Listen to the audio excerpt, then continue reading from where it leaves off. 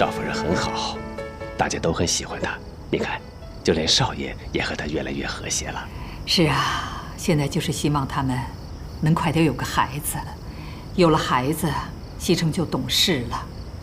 我呢，也能放心的把公司的事儿啊交给他手上了。您别着急，小少爷会有的。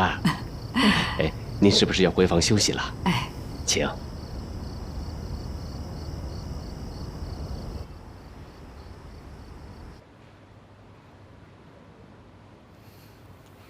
何锦溪，你睡了吗？还没啊。聊会儿天吧。说真的，我真的没有想过我会这么早结婚。还有，刚开始我对你没什么好感，真的。不过这段时间我发现你跟我想象的完全不一样，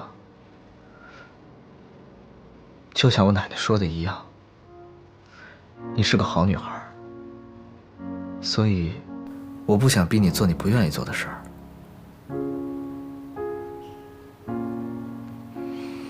但是毕竟我们结婚了，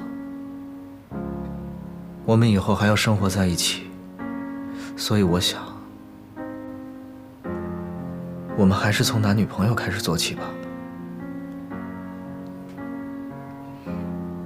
你说呢？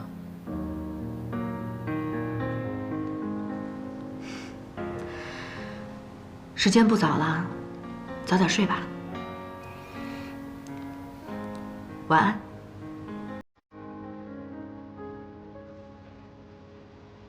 晚安。